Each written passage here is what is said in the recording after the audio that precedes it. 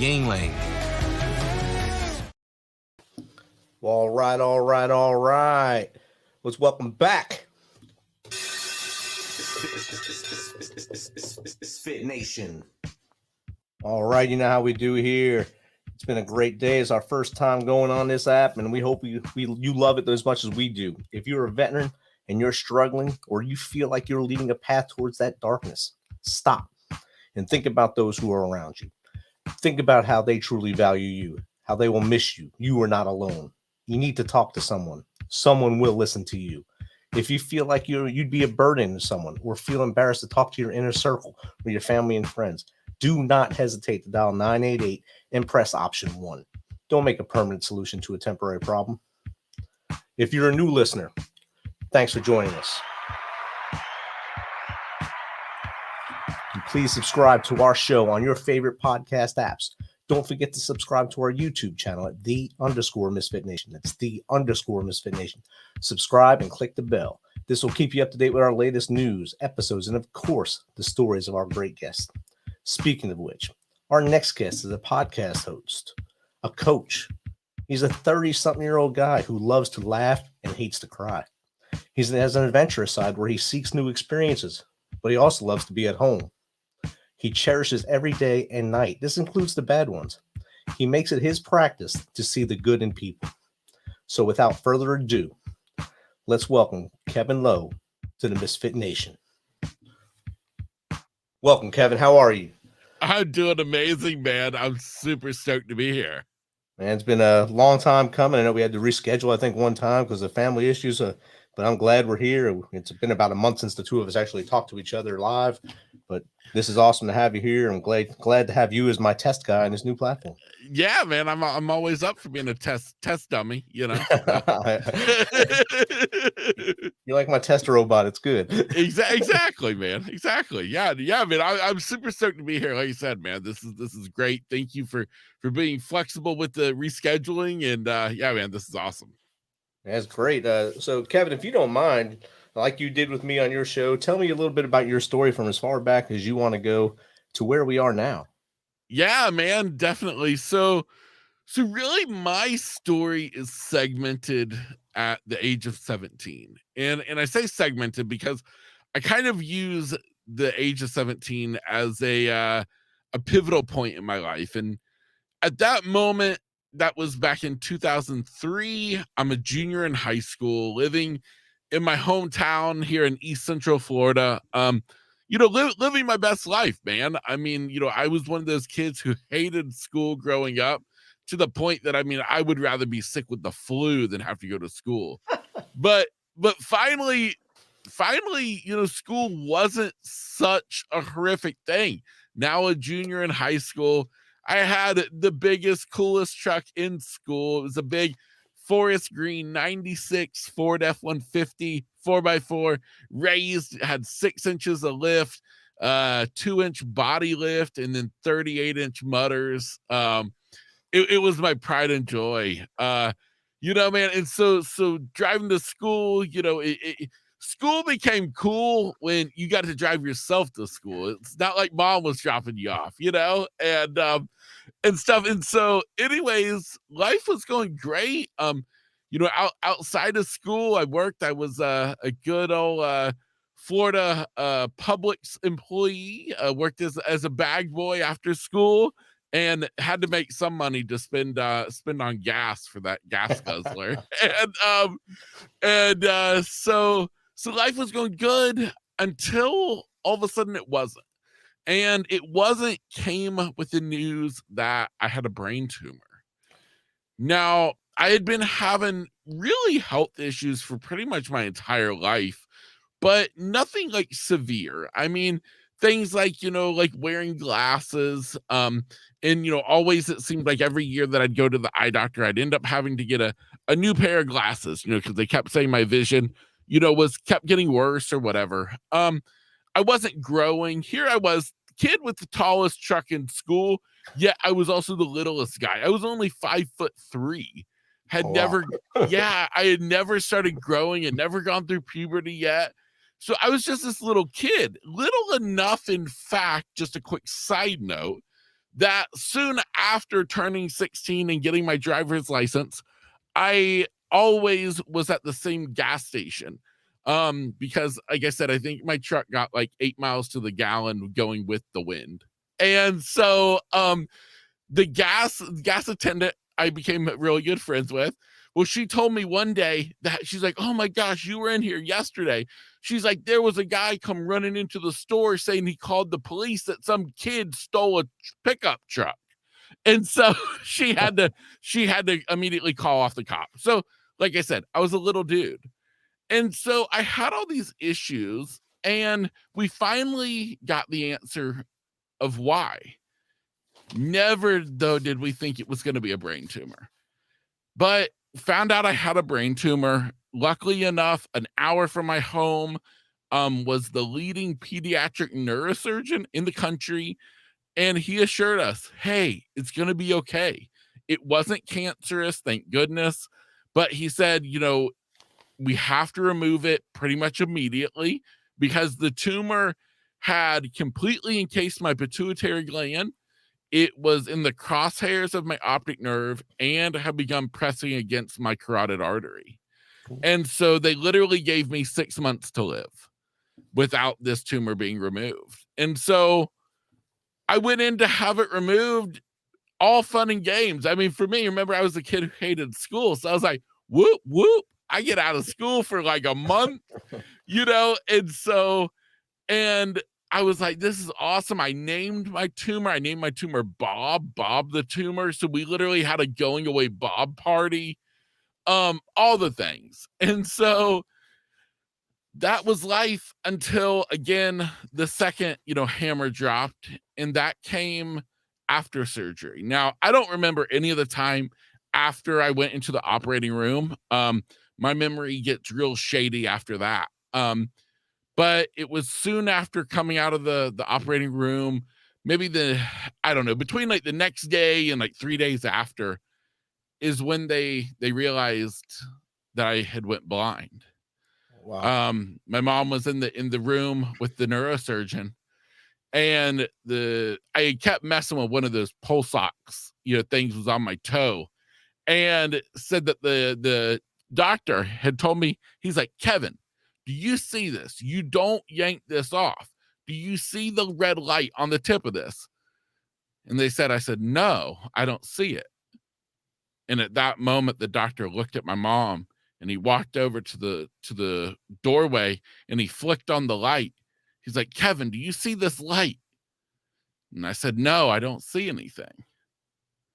And that's when they found out. I was left completely blind. So I was left with no light perception whatsoever. So a lot of people who are blind still have some degree of sight. A lot of them see shapes or shadows, some type of light perception. I became completely blind. I also lost my ability to smell. Ended up having short-term memory loss it was really bad for the first 6 months. Some of my family members may tell you it still affects me today. And but I feel like that's more like selective memory. But yeah, man. And so that really set me on this new stage of life, of learning to live again, learning to love life again. And now I'm coming up October of 2022. It's going to be 19 years since I went blind. I'm still blind. I still can't see, except for, just as a little teaser, there is a little thing about seeing through sound as I use echolocation, much like you would think of a bat or dolphin. So, wow. And I know I talked about you enjoying every day and night, even the bad ones in the intro, but you even showed when you were diagnosed with the tumor that you had fun with that and stayed positive. You named it Bob the tumor. I mean, not a lot of young men would do that and name the tumor just to have fun with it and spin it positively as they went through this. I mean, this is a very big change for a young man to go through. And then again, at the end of that, also lose your sight, short-term memory. and a sense of smells. I mean, smell. I mean, so you had COVID before it was COVID, before it was cool. So I guess we'll Exactly. go with that. Exactly. That's what everybody during COVID. Well, can you smell? I'm like, no, oh no, I can't. I can't. What do you think that means? You know? He's patient zero. All right. Exactly. I'm like, this COVID took my smell and my sight. Ah, you know. You said you worked at Publix. Publix is a pretty good company for young people to work at. I think they teach them some good leadership skills there. And Yes. you were working there, and of course, the company started in Florida, right there where you are. Yep. I know that pay wasn't enough to pay for that gas in that truck. You had to have some side hustle too. Of course, of course. Luckily, I was a kid in school, so I had parent money as well. So You had the discretionary funds of mom and dad. It's good. exactly, exactly. But I tell you, dude, what was really cool is I worked at Publix, but I ended up the summer in between my sophomore year and my junior year, I ended up quitting Publix, much to my mom's disapproval. And I went to work with my dad, who my dad has always worked in construction. And so land clearing. And so he has heavy equipment, you know, bulldozers, backhoes, loaders, stuff like that. And so I went to work for him that summer. And now looking back at it, because it would just be the next school year when I became blind, dude, you want to talk about somebody who I'm so glad that I quit Publix and got to do a summer working with my dad, knowing now, you know, what I know. And so that was, you know, something, you know, really just really amazing about my story. Definitely is, and then you got to see what goes into that hard work of the construction world and the moving earth, building things, breaking things down, building things up, and you got to Yep. see that for one last time, basically that summer before all Yeah. this whirlwind happened to you. So I mean, that is a blessing that you have those memories, and I mean, like you said, you have selective memory for other things, but Yep. that's arguable. We can go to court with that one. Yeah, exactly. So your positive outlook, do you attribute that to your mom and dad's upbringing of you growing up? Were they always positive and pushing that mindset for you? You know, man, it's something that is unique to Kevin. Um, I grew up I was really lucky the way I grew up. I grew up with an amazing family. I grew up having some amazing opportunities.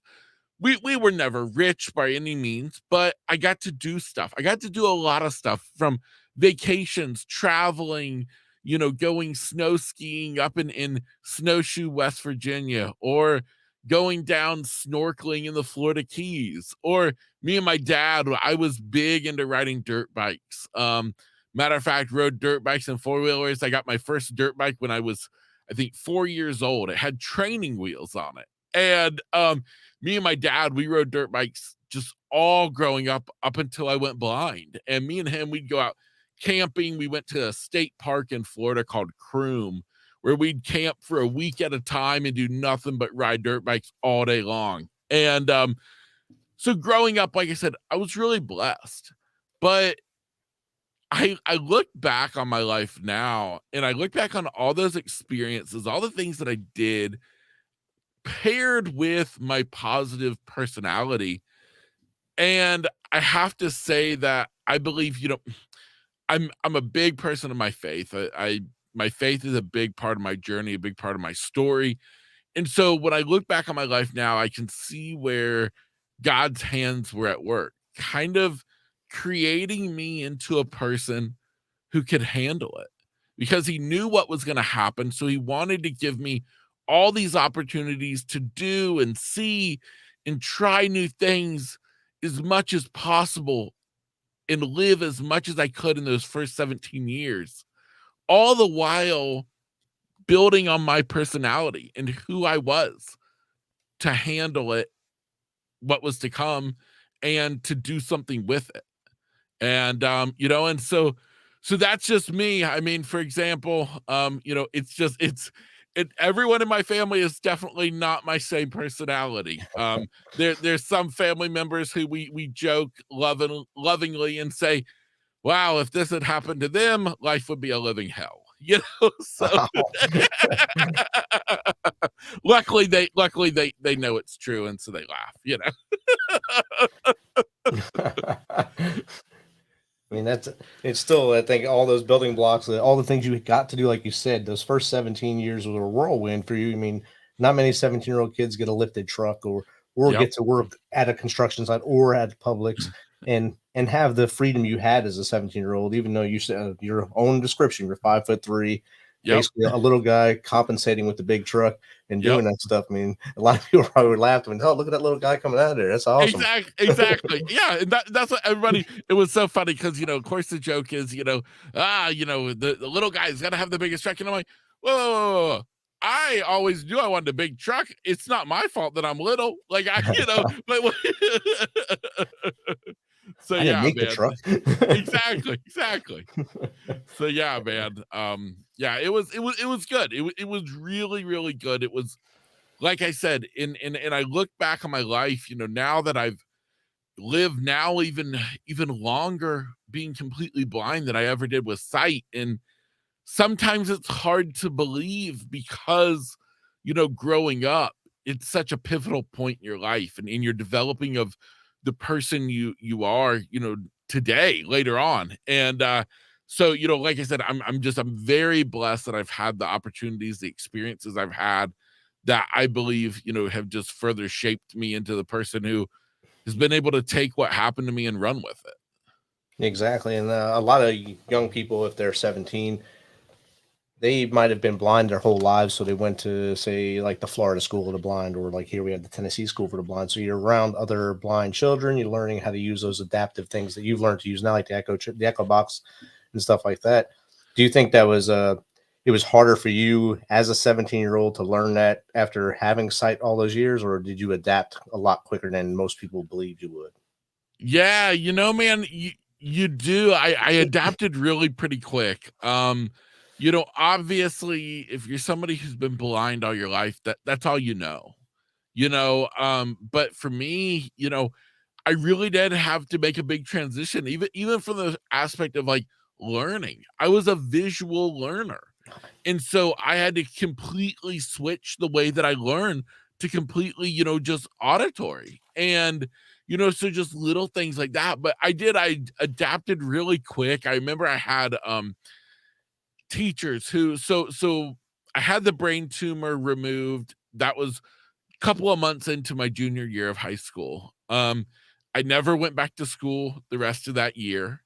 I ended up having teachers through a program called Hospital Homebound, who I had 3 teachers who came to my house. My mom would drop me off over at my grandparents' house. I would stay with Nana during the day while she went to work. And I had my teachers come to her house, and I had one teacher who taught me my school subjects, another teacher who taught me how to read Braille, and then how to learn to use a computer with the talking software. And then I had a third teacher who taught me mobility skills, getting around and all of that. And so the teacher who taught me Braille, I always brag because she said that I learned Braille faster than any other student she had ever had.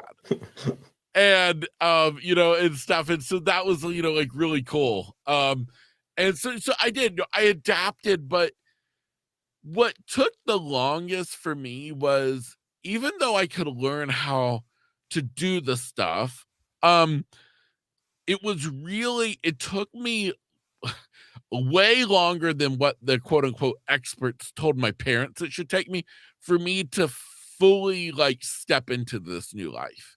Because in the back of my mind, I was still holding on hope that I would see again one day. Because, we live in a world where everything's fixable. If it's not doctors, it's God's going to perform a miracle.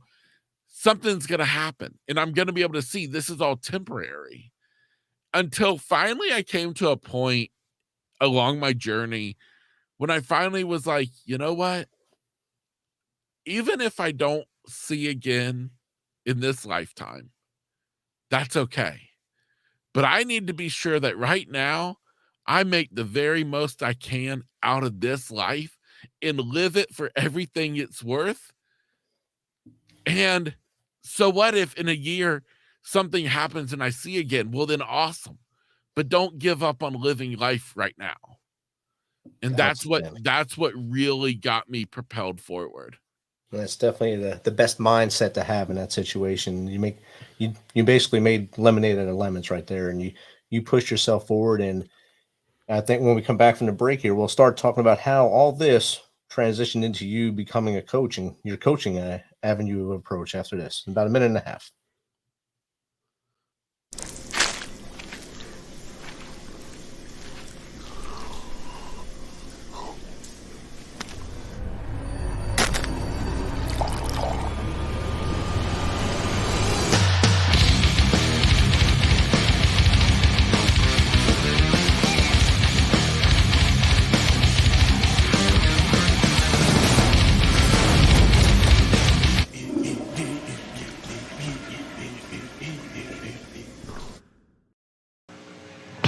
You're in the big leagues when you make a perfect slide. You're in the big leagues when you keep the team alive. You're in the big leagues when you block a shot or two. You're in the big leagues when you're in the big league chew. Big League Chew, man-sized wads of great tasting shredded bubble gum stuffed into a giant Stay Fresh pouch.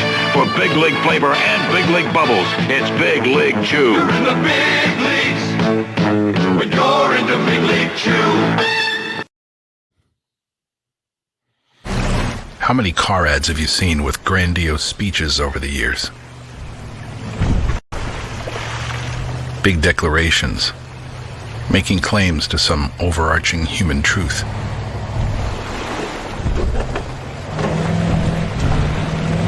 Companies call these commercials manifestos. There's your manifesto.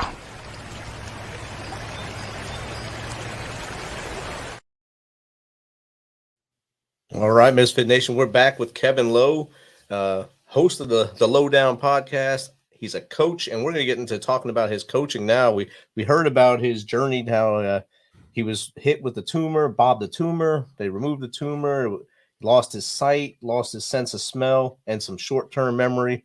Like I said earlier, that's an arguable fact there. I think every man has short-term memory loss, so that one there, he can battle on with that one. But now we're going to transition and talk about his coaching and how he got that started and where it's going to. Yeah, man. Awesome. Dude, I have a quick story to share that I think your audience would appreciate real quick before we dive into the coaching aspect. All right. Back when I was telling you about me being at my grandmother's house each day, doing the school subject, how the teacher's coming. Well, it was around that time, senior year of high school, when like the Army recruiters started coming around the school, Right. Well, I had the recruiter, lo and behold, call my Nana's house one day looking for me. And so I say to him, I'm like, oh man, sorry, but I'm blind. And so I hung up the phone. Well, a few minutes later, phone rings. My Nana answers it. It's the same guy. He's like, yes, ma'am. I was trying to get in touch with Kevin. I'm, the recruiter for, the Army and no. And she's like, I'm sorry. You don't want my grandson. And he's like, excuse me, why don't we want him? And she's laughing. She said, he's blind. Unless you guys are so desperate you're hiring blind people now. No, she's like, I don't think you want him. And so, of course, at that point, I'm in the background cracking up and I'm telling her, I'm like, Nana, tell him that as long as the enemy's talking, I'm sure I can hit him. So, so that's outstanding. So I don't get to share that story with most crowds. And I was like, hey, wait, this is the perfect crowd for me to get to share this with. So it would have been great if all four services called like after each other and had to go through the same thing with you. Exactly. Because they didn't want to be the only one that got that story that day. So they wanted to share with everyone else. Exactly. Yeah. So that's awesome. That's an awesome segue into your coaching too, because you had your jokes right there and telling them. So now you use I'm sure you use your positivity to help people mold their positivity and have a forward thinking mindset. So how did your coaching come about and where do you see it in 5 years from now? Yeah, man. Well, thank you so much. So the coaching is really an evolution from the podcast. So I started the podcast back in 2020 when everybody and their mother started a podcast when we were in quarantine. And that came off of I had owned a home-based travel agency for the previous 7 years. So I started a travel agency in 2013. Did that all the way up until 2020 when I was set to have my best year ever. And then, of course, in 1 week, everything disappeared. The company took, as I say, a head dive right into the shallow end of the swimming pool, and travel agency was pretty much done. But I'm a firm believer that everything in life happens for a reason, and a good reason at that. Even the bad stuff, and I know the bad stuff, it takes a while to travel down the road before we can look back and understand how it fit into life for a good reason. For me, the travel agency ending opened a door for me to try something new. I started the podcast. Originally, I started the podcast as a way to promote the travel agency. At that point, I hadn't given up on it. And so I did the podcast and I started podcasting and quickly realized that I loved it. I loved the people I was talking to, realized quickly that I didn't want to just focus on travel stuff. I wanted to talk about more than that. And so that led into me, really getting into these in-depth interviews with people. And I kept having so many of the people I interviewed would tell me, they're like, after we would finish the interview, they'd say, Kevin, they're like, you asked me questions that no one else has ever asked before. Or I've had people say, like, you see parts of my story that no one else sees. And so it was from all of that it was this gradual thing that I started exploring this realm of coaching. Because before I got into coaching, I didn't even know what coaching was. I mean, coaching, I thought that's the PE coach in school who was a total jerk, And so, and it was the same for podcasting. When I started a podcast, I had only recently started listening to podcasts because, truth be told, I actually had wanted to start a YouTube channel. And that was what I was going to do until I started ordering all the film equipment off of Amazon. And then I'm like, OMG, you're a blind guy. What are you doing with video? You don't know where to look or what's going on. This is a horrible idea. And so it was then that I found out about podcasting, and I'm like, oh, okay, that's that's a good alternative. And then lo and behold, like, I fall in love with podcasting for so many different reasons. And so, the podcast, like I said, that then was this natural evolution into the realm of coaching. And so the coaching is an incredible opportunity for me to, again, kind of give back, kind of using my own experience for good. Because, again, like I said, I believe that everything happens for a reason, and a good reason at that. And I also believe that it's only a bad situation if you can't figure out how to make good out of it. And for me, the way that I've been able to make good out of becoming blind is sharing my story, like I'm doing here on the podcast today, or by using it somehow to inspire, empower, encourage other people who are going through stuff in their own life. And so that's exactly what I do as a coach, is kind of helping people who've gone through some stuff. They're in a career path that isn't bringing them joy, isn't pulling on their passions. And instead they're like, you know what? Maybe it's time that I make a change, but they're just not sure how. They're not sure what to do, or just don't have really the encouragement behind them to do it. And so that's where I'm able to work with my clients, helping them to really pull on their past, look back at the stuff in their life that's happened that they've overcome, and figure out where are their real gifts at, what really lights them up. And now let's figure out a way for you to turn that into a business, into a new career. And so that's what I do as a coach. And it's just absolutely awesome. I'm sure the evolution for you has been great. I mean, it's a whirlwind, only 2 years to go from trying to promote the travel agency to try to save that from the depths of Mr. COVID.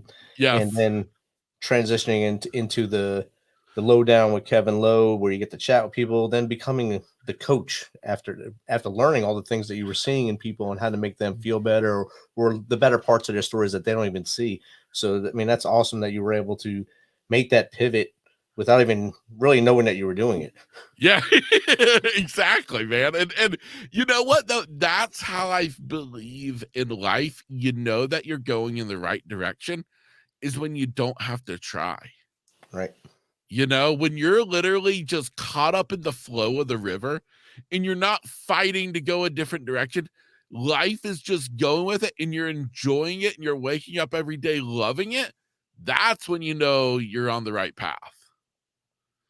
Definitely is. Have you ever thought of doing motivational speaking as well as part of this? Because I mean, your positive mindset, your motivator, where you were. I mean, you were punched in the gut as a young man, and you were able to come out on the other side and still maintain a positivity and move forward. The whole world needs that story in front of them on the stage. Yeah, absolutely, dude. It's something that I would love to do. I've never really done. Just haven't known how to get into it. You know, it's gone really as far as is either doing podcasts, radio shows, sharing my story, or sometimes I've gotten up on stages in front of some events just sharing my story. But it is, man, it's something that I just truly love. Like I said, you know, like I said, just being able to share the story and see people who can relate to whatever they got going on in life. And then being able to, like, you know, when I have people tell me, like, wow, like your story, it really made a difference in my life. You know, I'm like, yeah, that's what it's all about, you know? It's an instant victory right there. You're stacking those victories right there by not only helping them, but helping yourself as well by feeling that their positivity is coming up and you got that momentum going to them. And I think you'd be great. And Yeah, even if you do it virtually to a million schools a day or whatever, exactly. you can pump up the youth and get them going in the right direction. Yeah, man, absolutely. Yeah, I do speak at some schools, but live in person, but they're little kids, kindergarten, first graders. I get to talk to them, but for them, it's not about motivational talks. More, it's about I go in there with the idea that I'm going to paint myself as a blind superhero, and that works really well until I have the little smart aleck kid who tries to make me look stupid, because of course they really don't want to hear me talk, they just want to ask questions. And I'll have the one little punk who tries to make me look bad, who's like, so how are you able to light the charcoal yourself, and how do you know when the charcoal's ready to cook on? Of course. And I'm like, I'm like, that's why I'm the kind of guy who goes to the barbecue and doesn't have the barbecue. Okay. I don't become the barbecue. Exactly. There is one quote I believe I read on your website: "Close your eyes and let imagination take over." I think it's something along those lines. I think that's a great quote. Did you come up with that on your own, or did someone push that to you? It's probably something I came up with my own. That's a pretty good one there. I'm full of good ideas. Yeah. One giant light bulb now. I'll take credit for it, man. I'll take credit for it. That's Kevin Lowe 2020. That's right. Exactly. So Kevin, if you don't mind, tell people how they can get in contact with you if they want to have you on their show, or they want to hire you as a coach, or they want to listen to your show or be on your show. Yeah, man, absolutely. Well, first and foremost, man, thank you so much, dude. This has been amazing being on the show today. Yeah, the best place, easiest place to find me, to find everything I'm doing in life is really just all through my website. And that's literally just www.thelowdownwithkevinlowe.com. As I always emphasize, please be sure you're spelling lowdown correctly, and that's with an E.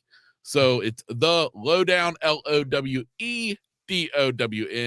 with kevinlowe.com.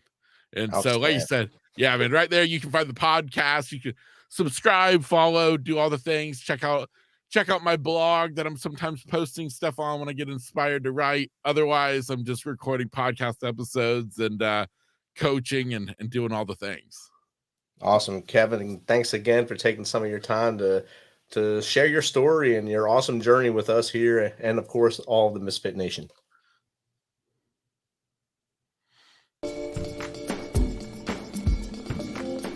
In a past life, he was himself, If opportunity knocks and he's not home, opportunity waits. He gave his father the talk. He is the most interesting man in the world. I don't always drink beer, but when I do, I prefer Dos Equis. Stay thirsty, my friends.